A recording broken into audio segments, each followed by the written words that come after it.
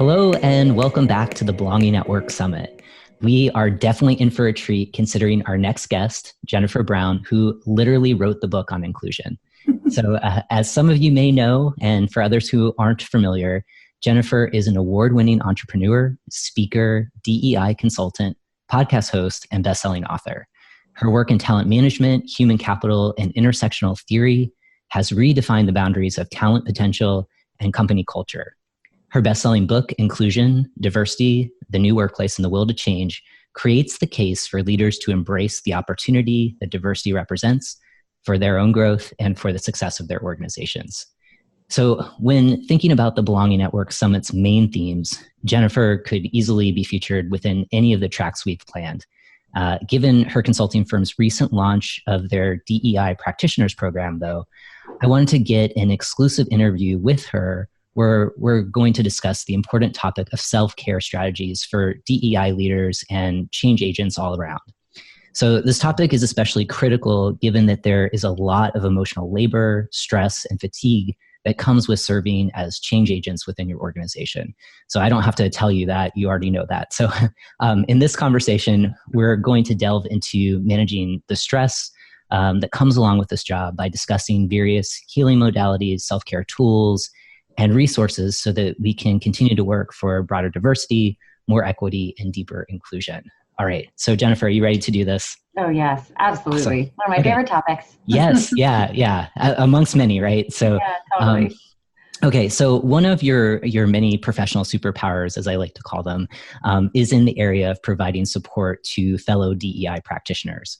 So talk with me a little bit more about why this is needed and kind of honing in on if you think that this level of support is similar to most professions, or is there something unique about the work involved with change management that requires a higher level of peer support? Yeah, we've got to be really intentional and proactive about how we shore up our work in this field. And I think it's a particular need with an urgency to it. Which is that many of us are from what we might call marginalized or underrepresented identities to begin with. And maybe that is what led us to have the passion to then end up becoming practitioners and having this as our job. So it's like our passion and our identity fuels and all that experience of being perhaps othered or excluded and having this heightened awareness around inclusion and exclusion dynamics fuels us and makes us great at what we do. But also in stepping forward and being the face of an initiative can constantly be a reminder of our identities. And we are faced in teaching organizations and leading organizations. We're sort of faced at this daily level with conversations, comments, a lack of understanding or knowledge about our experience. And so we have two hats on. We've got our personal hat on of our own background and identity, and then we have this leader hat on where we're trying to shepherd an entire organization through what can be kind of a minefield in terms of emotions and pushback and distancing and marginalizing the whole concept of diversity and inclusion. So, we choose a difficult challenge, a wonderful challenge in, leading this in organizations, and we are at the same time experiencing the kinds of things personally that we're teaching the organization about. Mm-hmm. And so navigating that means that when we have our leadership hat on, we've got to present a very self-assured, somewhat, powerful in all the right ways persona so that people can follow us. But we need to be able to fall apart and be totally honest about what it feels like every day to be reminded of the systemicness of this problem. Like every single day you're staring at it. You're looking at data. You're watching leadership not do the right thing. Yeah. You are, witnessing firsthand people who don't have a voice in the workplace, who are passed over, or where there's unconscious bias that's rampant.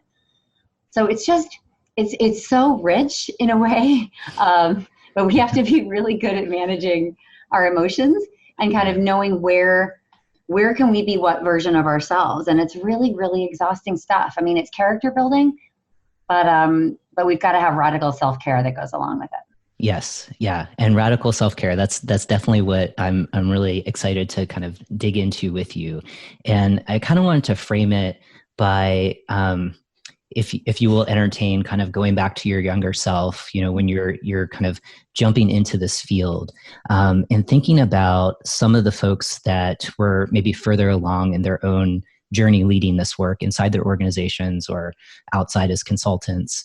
How have you personally benefited from connecting with those kind of DEI thought leaders, who are able to remind you to save some energy? I always say save some spoons for yourself, kind of. Yeah. So can you think of a couple of folks that had a positive influence on you and maybe passed along some guidance that could be helpful for folks tuning in right now, really trying to negotiate? I'm so passionate about this work and I'm so overwhelmed at the same time, and I'm not really sure how to take care of myself. Right. Well, finding your community and connecting with people who, on a regular basis, who maybe share your identity. I know as an LGBT person, in my very early days, I felt ERG leaders were perfect people for me to spend time with and know. Passionate advocates who were making change in really tough organizations like investment banks and big consulting, and their fearlessness, their resilience, to be able to be in a safe space and close the door and know that you can have an honest conversation about the frustrations and the difficulty of what we're out there doing every day in the field, to just be real with each other. And there's a level of safety that occurs, I believe, in same identity groups or in rooms like that, where you can relax and let your shoulders down and breathe together and really realize the magnitude of what you're going after. Because this is not small stuff. I mean, you're really trying to influence an entire organization, and not just that, sometimes it's a whole industry. Yes. It's the whole business world. It's how we do business. It's how organizations are structured. It's the very definition of leadership and how it's changing. And we are helping to shift that definition. We are showing a path to an alternative way of working and showing up to work and bringing our full selves to work, and what's that going to mean. So this is really big stuff. So I think just to realize it's big, to make sure you create spaces to be amongst like identity or like passioned, like purposed people. That could be a diverse group as well of allies, however you might define that. And to be able to say, this is really, really hard and I feel really tired, I feel discouraged. What would you do? And leaning on that peer group to say, have you come up against this? What did you do? How did you solve it? That is so powerful for us, particularly because we're judged in this field, I think, by our broad knowledge of what does this look like across many different environments. That's what our currency is as practitioners. So the good news is, in seeking support from others and asking these questions, you also are educating yourself about how else does it look in other places, and what can you bring back to your organization and implement, knowing that you have someone you can call and inform you as you lead. I always say it's like we're like ducks, where we might look smooth on the surface and we're sort of paddling really hard underneath. But that paddling is your own learning, which is literally like going to be a hockey stick shape when you're in this work. I mean, literally, and even for me, there's so much I don't know, and so every day is different and every day brings a new challenge. And yet I'd say when you've been in this work a long time, you end up seeing the same stuff. Yes. Yeah. So at some point, some of the people watching this might say, oh my goodness, like every day is so challenging. Yeah. I can tell you eventually you'll get into a groove and you'll be able to say about 90% of the situations, I've seen this before. I've seen this movie. I know what's going to happen. Yes. And that's when Rhodes, what this feels like. That's when you really have kind of arrived. Yeah. As somebody that can call themselves an expert or a subject matter expert in this field. So I would say that seeking out that peer group, making sure, you've got the support to be human and real and flawed, even as you try to project this more, in control persona to the organization. But I would also say being real in your organization is super important too, because we don't want to perpetuate this idea of leadership as something that is sanitized and is sort of this perfect in sort of architected image versus an authentic person bringing their full selves to work, and all of their experiences can actually be super powerful Yeah. But we just have to balance, our personal stories of marginalization or exclusion with that like hard focus on the business case and why this work is so important, not just for the moral arguments, but really for all the ways that D&I drives business, Rose, as you and I talk about all the time. So Yeah. So we don't want to pull ourselves out of the frame when we're showing up as leaders of these efforts, but we do need to kind of strike this balance so that we're sort of everything. And again, being able to skillfully do that is also when you've sort of mastered all the skills of showing up as not only the leader of the function, but a really exquisitely authentic leader. Yeah. That other people can pattern themselves by in terms of, wanting to bring their full selves to work. And what does that look like? Yeah. I really appreciate the analogy of the duck, of that kind of smooth sailing, with like the fast flippers going. Totally. And, I always like to think of this work as like the onion, where it's kind of like you start getting that confidence and you peel a layer and you're like, whoa, okay, there's something new to learn. And so it's a challenge, and it definitely keeps you humble. So on this kind of topic of leadership, there's been a few studies, and I imagine more will follow, that kind of are looking at chief diversity officers in particular, and amongst other diversity professionals. And there's this kind of lifespan, not just in the position of chief diversity officer, but lifespan in the field of 2 to 5 years. And then folks look on to greener pastures. So I'm wondering, from your own lived experiences, what might be some of the reasons you believe that this kind of career lifespan is so short for DEI practitioners? And how do current DEI practitioners work to extend their tenure in the field? That's funny. It's not my observation that it's short. I don't typically see that. What I see is, well, certainly not short by choice. But I do see that, more and more people are entering the field. And happy to report, I think more and more positions are being created because companies are realizing this is so important. And also they're creating not just like chief diversity officer roles, but middle level roles, like to start. So it might be a manager of DEI role in a fast growth small company, early stage company.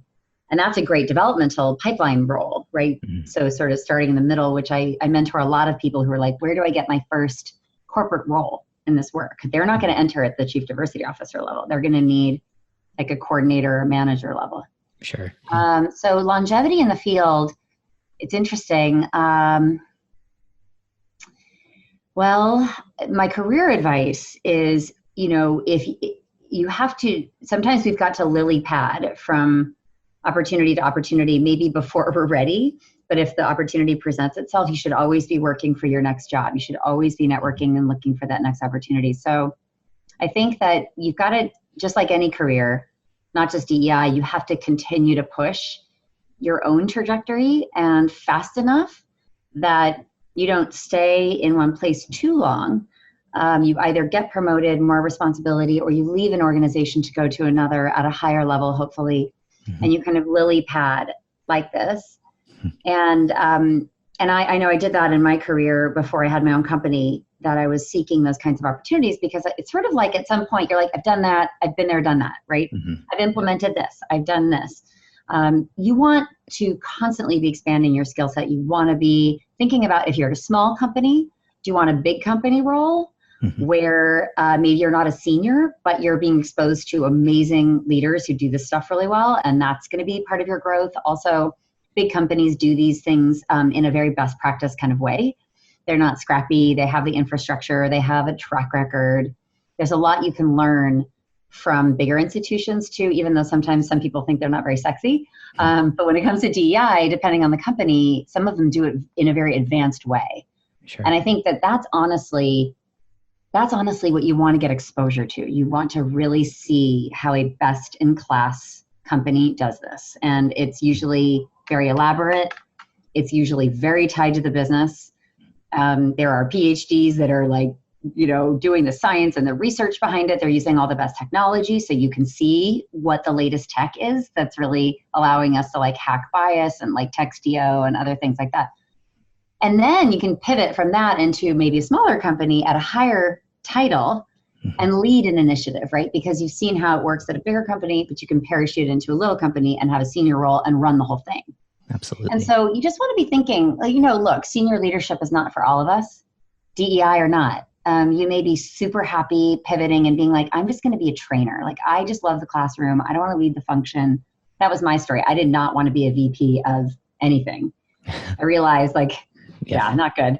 And now you have your own business where you are like, I know, which is weird, but at least I will suffer for things that are related to me. But It was, when it was something else, I was like, no, not worth it. Yeah. But I really discovered that I didn't want to be a VP of DEI anyway. I wanted to be really a trainer and in the classroom. And that was really my love. Sure. And so that's kind of where I cut my teeth as a practitioner, is really thinking about learning implementations and e-learning and instructional design, and how do you get people from A to B, whether you have 45 minutes with 50 people or you have half a day with groups of 20 over a period of time. That fascinated me. And so I'd also think about, like, what's your niche within the DEI field? Like, what are you really, really better than most people at? Is it training? Is it tech and implementations? Is it marketing and communications? Yeah. There's a lot of different sub niches within our field, just like any field. And I think it's important to kind of niche it out and say to yourself, like, how much responsibility do I want? Do I really want a big title? Do I want to control the whole thing? Do I want to be a high level individual contributor who just gets to do the work day after day because I love it so much? And then of course, rose the whole question of, should I be an independent? And is that a better fit for me? Because, and I have we can talk about that if you want to, but that's yet a different role, right? It's got some nuances to it that are awesome. Clearly, you and I have chosen that path, but certainly it's not for everybody either. So that's true. That's true. I love this advice, though. Kind of going back to this idea, to extend the longevity in the field is to remain curious. That's like a trait of being an inclusive leader, and considering where you are. And I like the advice of, perhaps starting with a bigger organization, one that actually has a robust budget and a team of people where you can learn from. And that kind of peer support of people doing similar work with you, can certainly, you're continuing to learn, but you also have that built-in support system as well when things really get tough. And I think that leads to this next question, which is this idea of personal investment. I kind of talked in the beginning of the interview about kind of the emotional labor that goes into this work, because we are so invested because of whatever our own diversity stories are to do this work. We're committed to working in organizations to help them, quote unquote, get it right, for lack of a better way to describe it. And, really making long-term commitments that are sustainable over time. And so what advice would you offer many of us who take this work so personally, just to, again, you talked a little bit about this kind of emotional regulation or just trying to stay balanced, but what are some of your strategies? Because no doubt, like if you're dealing with a client and there's some unconscious bias firing up, and it might be, triggering some of your own tripwires, how do you kind of remain calm in the moment? Because I think that can help so many people who are relatively new to this work. I never know if it's my personality, and I got kind of lucky that I'm very calm under pressure. Yeah. That I can think about, always keeping these questions in mind of, what is the opportunity here? What is the learning here? Taking the strong emotional reaction out of things. It's probably a consultant training too, honestly. It's sort of keeping that end in mind and not involving your likes and dislikes. Forget the likes and dislikes and do what must be done. Yeah. It's one of my favorite quotes. And it's truly being in service of something or someone's learning wherever they are. We also like to say in consulting, meet the client where they're at. Mm-hmm. It's very social worky. Yeah, exactly. Yeah. So that means being really present, and I think in service of wherever someone is, and maybe you put your emotions to the side and process them later. And at some point you get so practiced with all of this that you don't necessarily need to then go and create time to process them. You just know to expect a whole range of reactions and comments and offensive things and also really delightful things. You know, we can't just Yeah. focus on what doesn't go well. People who fill my cup, you know, are those who are, hey, you know, I want to do more. I want to learn. I know I'm going to make mistakes. Like, give me some ideas. And I mean, that makes me feel needed and of service too. And, you know, we can't just take that for granted. We are welcomed into the conversation because we have a lot of knowledge. And that's a really great feeling. It's a great feeling to be needed and to be ready with the information that people are like, wow, I never thought about that. You know, even though you might have said it 30 times, it's like it when it happens anew, you know, for me, I realize, wow, I might be like way ahead in terms of what I think about every day, what I read on Twitter, you know, the concepts I'm trying to learn, because that's a frontier for me. Sure. But the vast majority of clients I work with are way, way, way at 1.0. Mm-hmm. Mm-hmm. And, you know, I always say, like, bless their hearts. Like, people are really, they're trying. And, you know, my job is to meet them where they're at, not make it about likes and dislikes or agree or disagree. It's not about that. When you're a teacher, it's not about agree or disagree, right? I mean, ask any teacher. I mean, yes, there's right and wrong answers and tests, but this work is not like that. It's literally standing alongside somebody and walking with them. Right. And there's a beauty in that. There's a humility in that. And you will be heard. You will be heard and rewarded through that. And yes, it can feel like emotional labor, but if you think of it as, this is just sharpening my saw as a practitioner, because I can't just work with people who are gonna be where I am, or even close to where I am. Yeah. You know, the measure of my success and my skills is to literally speak to the broadest possible audience, make each one of them feel like I'm meeting them where they're at, and introducing them to something new. And I have no idea where that's going to go, but that has to be enough, you know, for me. And I know that it is. I just have learned enough that I have faith that, like, people are always being reached by something that you say or something that a colleague said. I would say too, you know, our job is also to create space for learning amongst people. You know, that's really what great facilitators do, is create the space and hold that container. Mm-hmm. And if you're focused on holding the container, you don't have a lot of space for personal feelings. Like, your focus is really enabling the learning of others. And your real question should be, you know, how can I possibly accelerate this process? How can I create more comfort? How can I build trust? How can I diffuse the situation? Right. How can I push people in all the right ways, in a way that feels like slightly uncomfortable, but not so uncomfortable that I create resistance? Mm-hmm. Those are very different questions. I'm like, how do I feel right now? And am I triggered? And do I feel disrespected? And it's just a different reason to be with folks. And I think if all of this that I'm talking about sounds appealing to you, you know, consulting is probably a really great place for you. But your patience has to be exquisite in this work. Your grace, your forgiveness, your total presence, that is what will like enable people to walk through a door where they don't feel comfortable walking through that door. And that's so I mean, when people can do that, it's quite a beautiful thing. And then, like, you know, what happens along the way may disturb you, and, you know, it may recur to you later and you'll say, my gosh, I can't believe that person said that to me, or I can't believe I heard that exchange, or wow, we have a lot to do. But that's why we're here. That's why we do this work, you know. And what do we expect? Yeah, absolutely. Absolutely.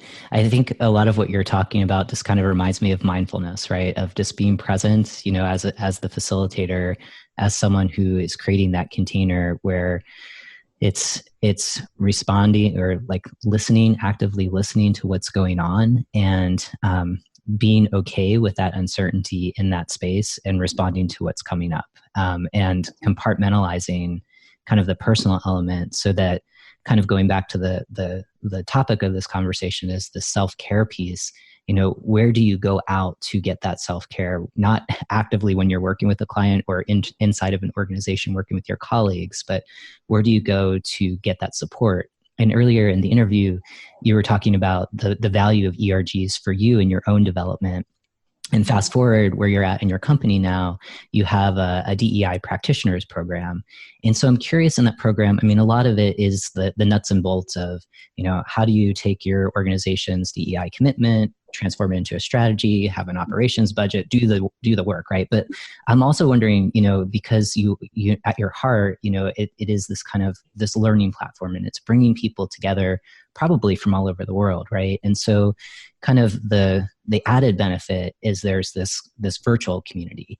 And so I know that this is relatively new, the program, but so if you don't have a lot of experience with what's happening now, is your intention also to have this kind of community where when people they've created this amazing container, whether they're consulting or inside their organizations, they know that they can come back to this program or the alumni just to process some of that the personal stuff after they've had some distance from the work that they're doing. I mean, yeah. We're really new in the program, so Sure. It's a great question, and I do plan to do more targeted support for alumni and connect that community.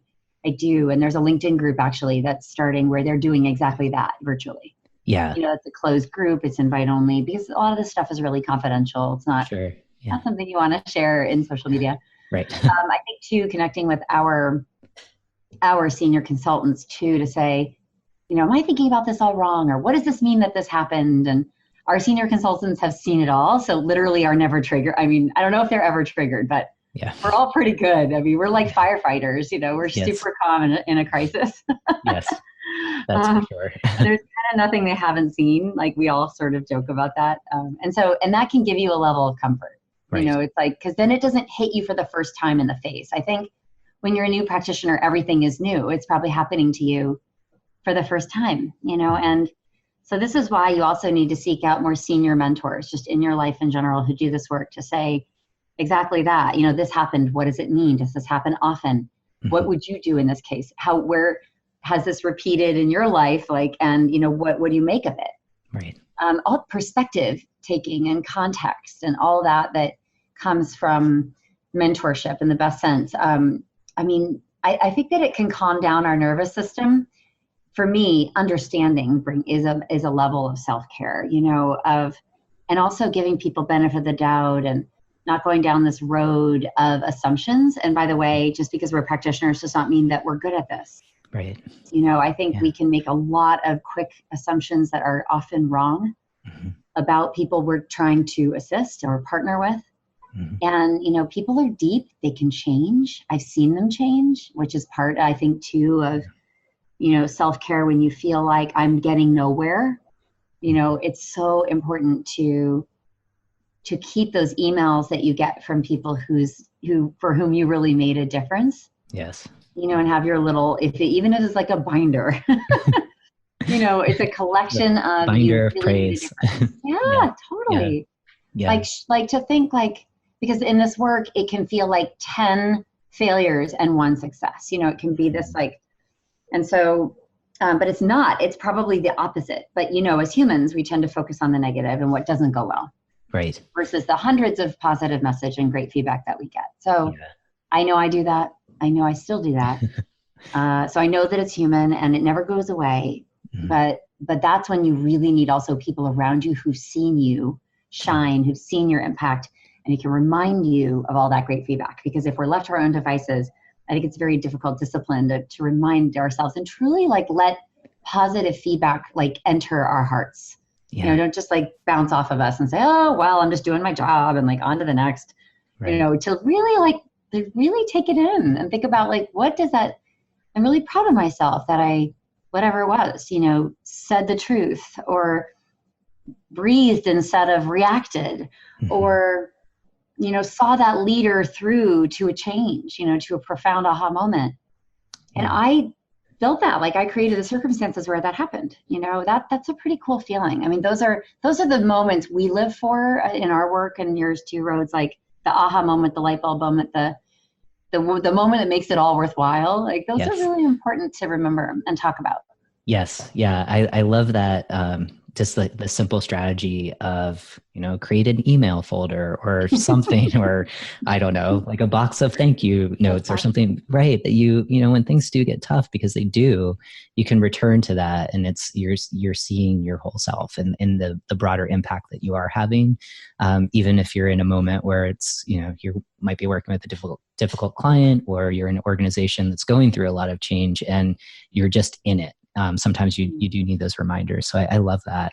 And maybe even put it on social media. I mean, I know it sounds a little bit obnoxious, but I've seen people do this because then the community can rally around you too. Yes. Because people will know, they know how meaningful that is. And so this is the good part of social media, right? It's that it's like everyone just jumping in and saying, oh my gosh, I love it when I get an email like that. That's so beautiful. Congratulations, you're really making a difference. That stuff never gets old. So, don't just keep it to yourself, but make sure you can share those successes with others, and maybe even publicly if you're comfortable. Yeah. Yeah. So you were talking a little bit about successes and failures from the perspective of DEI practitioners.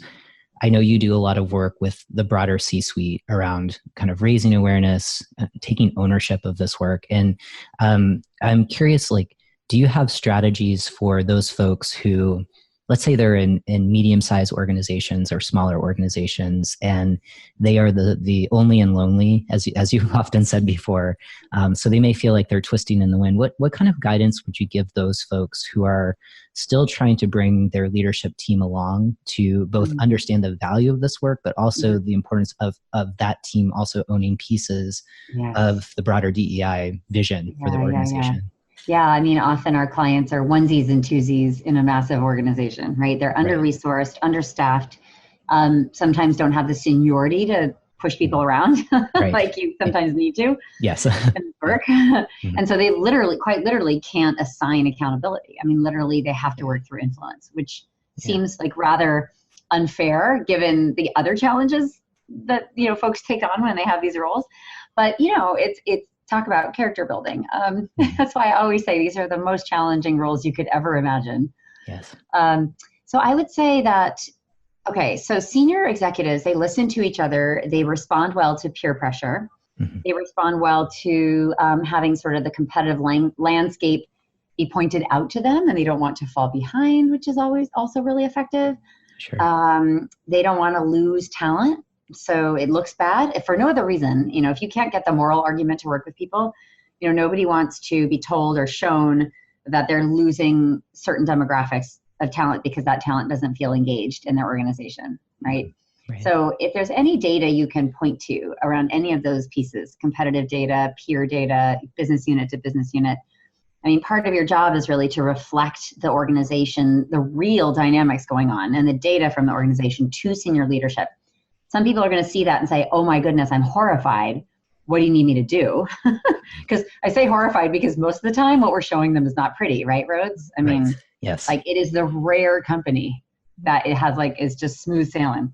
Sure. So you have a lot to work with when you can collect data. And then there's also qualitative data you can collect, which is focus groups, surveys. But first person narratives are super powerful because nobody can take your story away from you, right? Yeah. So you can present that. And if people don't have any empathy, usually there will be those that have empathy. And so you have to argue the case a bit differently depending on what people will respond to. So you have to get very good. In our practitioner program, we talk a lot about stakeholder analysis. We have to think about who has power, how are they influenced, what do they care about, what have they talked about, if anything, on this topic before, do they care, do they get it? Not to write anyone off, because by the way, people who don't get it could get it at some point. I mean, we've seen those transformations. So we want to be really careful. And then we have other people who get it, who do nothing, which is kind of the same as not getting it, because, I don't care what's in your heart. Are you leading? Are you actually doing something, and are you doing it publicly, and are you holding people accountable? That's what matters to me. I'd rather have that. So manage everyone according to how they receive information and what they will be persuaded by, and know that could look 15 different ways. Yes. So I always think you've got to be prepared with, a whole variety of things and kind of be ready to shift. Oh yeah. If their eyes are glazing over when you talk about data, It's probably not the tactic. Yeah, right. But like, you got to kind of be doing this all the time. Yeah. And this is really fun in a group, by the way, because like you've got 15 people with 15 different attitudes and Yeah. reasons to be persuaded. And then I'd say find your early champions. So really identify even that one leader who not only gets it, but is ready to speak truth and be bold and challenge their peers and, challenge the way business has always been done, business as usual. Align them to you and make them your champion. They're going to probably ask, remember, what do you want me to do? What do you need me to do? So you need an answer for that, because a lot of times people with seniority, if they're good leaders, they know that their job is to remove obstacles for others and for issues that they care about and for leaders that they care about. So they need to know, like, well, what's getting in our way? Why is this happening in your opinion? What do you think? Where do you think we could start? What do you need me to do from my position in the organization? So do you need me to have conversations? Do you need me to put this on the agenda with the management team? Do you need me to come to a meeting and kick it off? Mm-hmm. Do you need me to host a town hall? And then what will happen is I believe strongly in showing what good looks like, really finding an example, holding someone up that really epitomizes the behaviors that you want to see. And then really utilizing them and leveraging them, and hopefully others will follow because, who knows, maybe they'll feel peer pressure. Maybe they'll, maybe all of a sudden the CEO is like, hey, that's a really good idea. Like, I think we all need to do this. You can start kind of a groundswell that way, but you really need your early adopters. Think strongly about who your early adopters are, particularly senior people. Be ready to tell them what to do. And for telling them what to do, by the way, that's where your peer network comes in handy. So if you're the only and lonely in your org, you need what I was talking about earlier. You need that cross-company network. Oh, yeah. Like all the LGBT leaders of all the ERGs in certain industries, I can tell you they know each other and they meet and they talk about, well, your CEO did this and mine did not. And like, what can I do to get him or her there? You know what I mean? We plan behind the scenes. We know that a rising tide lifts all boats, and we are not alone, and we are not the first ones that have dealt with this. Yeah. So don't just solve this stuff alone. Yeah. That's part of self-care. It's like, right. Do not let yourself get isolated like that because it will be very overwhelming and you won't feel like you're making any progress. Yeah. Yeah. Influence and relationship building is so key. Whether you're enfranchised and you're the CDO or you may be a coordinator, doing DEI, it just, that really, really matters. And I love like how you frame stakeholder analysis. It just reminds me of my days lobbying on the Hill in DC, where you just kind of like look at different representatives and you're like, are they a champion of your cause? Are they somewhere in the middle? And could they get there? Or are they just absolutely recalcitrant? And what are some strategies, on just like how do you talk to each one of those different audiences? And I know that's like a broad generalization, but I think it's helpful, if you're just looking at, an organizational chart, and it's kind of the top folks of the organization, of what and the conversations that you've had with those folks, that could be really telling, and it could save you a lot of time, right? When you're starting early, you might be brand new to an organization. Who are the immediate champions that it might have been the few folks who've interviewed you who are super excited about bringing you in, but that they'll have your back when you need it, and that's so powerful, especially if you are, the onesies or twosies or the only and lonely, just like that's really, really valuable advice. So I think hopefully that's helpful for folks tuning in right now. With the time remaining, I'm wondering, let's see, first, like the role. So we talked about, the value of ERGs, the value of finding community, whether it's online. Could you talk to us a little bit more about opportunities, like professional development opportunities for those of us who are DEI practitioners, things like conferences, things like this virtual summit?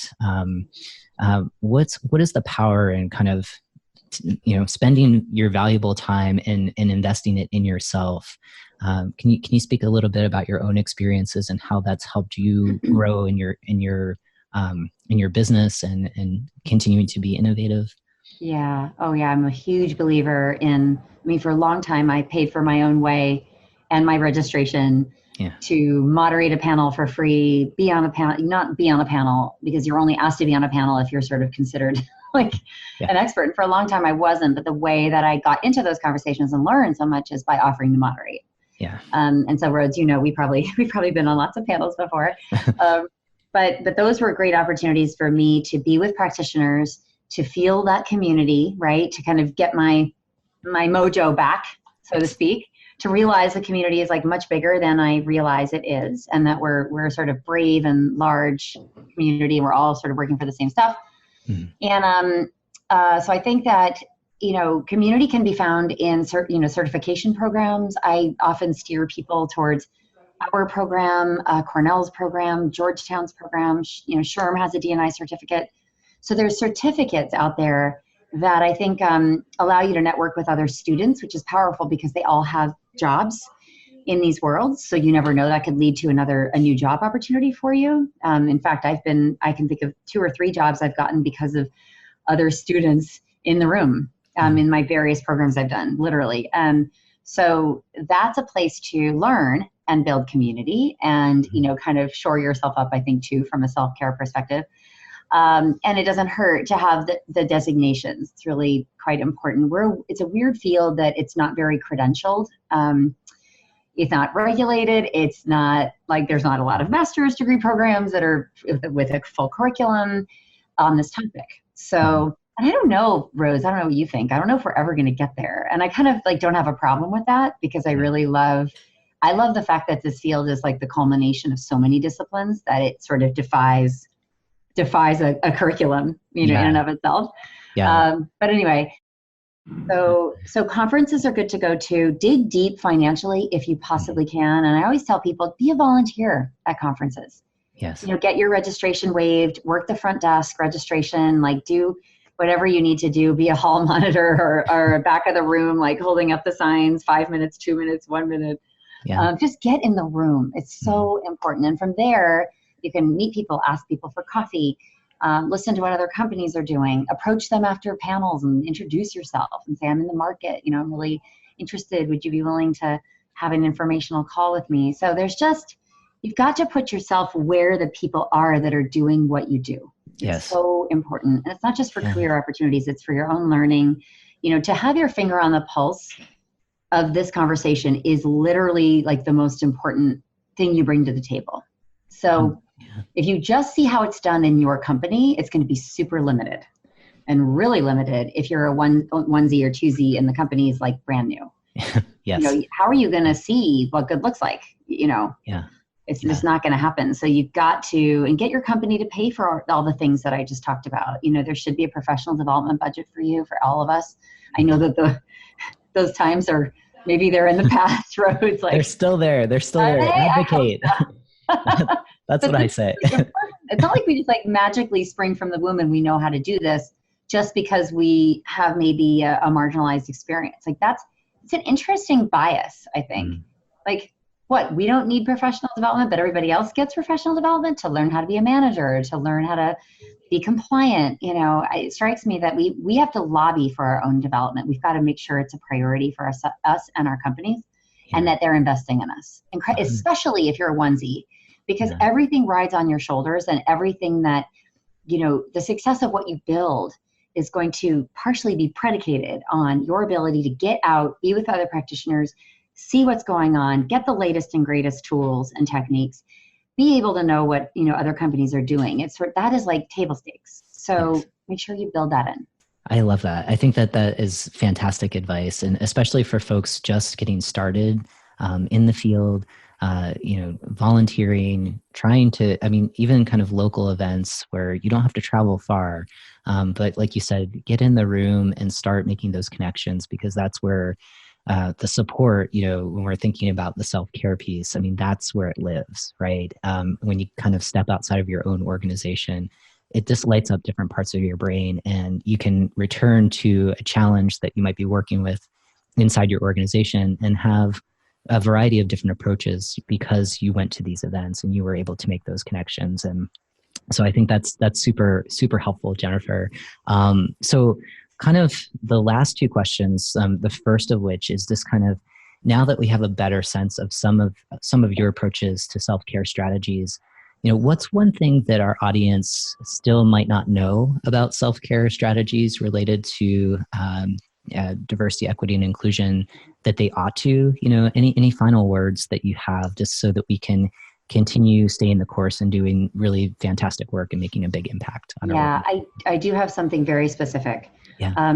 Leverage your allies. It doesn't always need to be you on the front lines taking the body blows. Yes. I think we're so brave, we're so passionate that we are very blind to our own self-care because our passion sort of overrides our health. Mm-hmm. Right? And so, this experience of your body literally telling you, your brain wants to keep going because, like, if you're a type A like we are, it's like, Yeah. You add the type A with the total passion of like deep, like, I need to change the world. Yeah. And it's kind of a recipe for burnout, and it will sneak up on you. Mm-hmm. So early on, develop the skill of stepping back and letting, like a relay race, like pass the baton to somebody and like step back, step off the track for a little while. Yes. Let somebody else run with it for a while. Yeah. And this gets to when you are a onesie, twosie, or a tiny team, it's very hard. But this is why it's so important. I say work smarter and not harder. Mm-hmm. Don't try to tackle everything. Pick your battles, all these, truisms. Cliches for cliches, but they make sense. Yeah. I say quality over quantity. So I often give this advice to ERGs who are like programming like millions of events and how many people can we get? That will exhaust you. Yeah. And is each one of them really like impactful? Is there an ROI to it? Have you engaged new people in the audience? How have you differently engaged senior leaders? Like, I could put a lot of different kinds of metrics that are more qualitative metrics that need to be thought about, because what we do really needs to matter. It's not just activity. It's the duck with the feet, right? It's not about how fast you can paddle. It is, but it is also being smart, modulating yourself, moderating your workload, working through others where you can, knowing that you do not need to address. You don't really need to address every single thing. Like, some things you need to let go. Mm-hmm. And this gets back to the personal piece we were talking about, that your own triggers, your own, whether it's anger or frustration, sort of shifting that mindset to be like, wait, now it's about more than my passion. Now it's about more than just like work and hope for the best. Now it's about, I'm in this for the long haul. And maybe this gets to your question about why people leave the field. Mm-hmm. Which I hope isn't true, and I'm disturbed to hear that. Because to me, one way you can read that is that we're just so damn exhausted because we haven't been working smarter, not harder, because we've been feeling like we have to tackle everything. When in consulting, you learn contracting with your client involves mutually agreeing to what's accomplishable, making sure that item is worthwhile for someone else and not just your crusade. Right. And connecting those mutual objectives and then drawing boundaries around like who's responsible for what. And it's not just me. It's not just this side of the table. Yes. Right. Yes. And so like Peter Block, I love all of Peter Block's books, Flawless Consulting. It's all about contracting. And so you can be a consultant externally, but this also is very true for internal, so thinking about like, careful what you choose to work on, make sure it's aligned, make sure it aligns to what the business cares about, because then people will work with you and not against you. Yes. Yeah. And, get your champions lined up, work through others, take a break, give yourself permission. And if your company doesn't appreciate all those things that you are doing that I just said, and they just want you to be frantic all the time and just overworked and out of balance, may not be a good fit for you.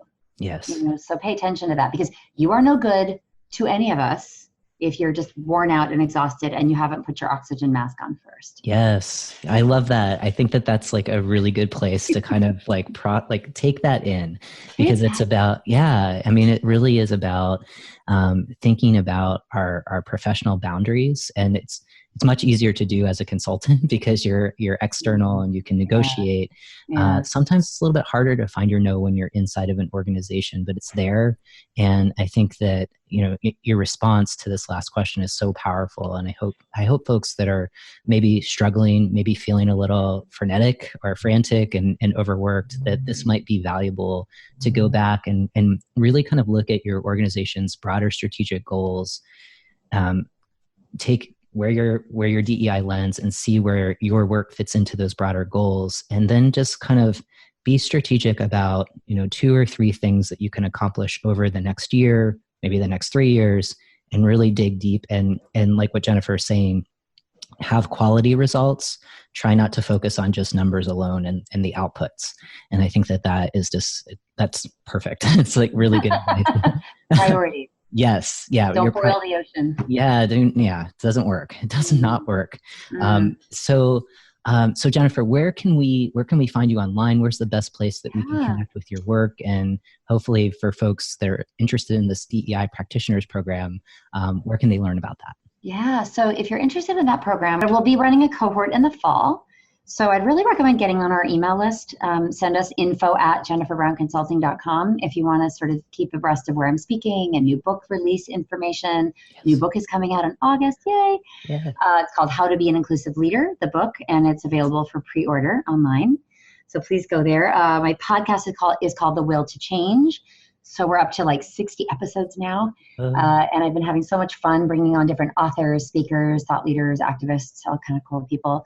At Twitter, I'm at Jennifer Brown on Twitter. So I got my name, I think it was 10 years ago I joined. I have no idea why, but I do love it now. I love it for DEI purposes. It's really an amazing platform to learn.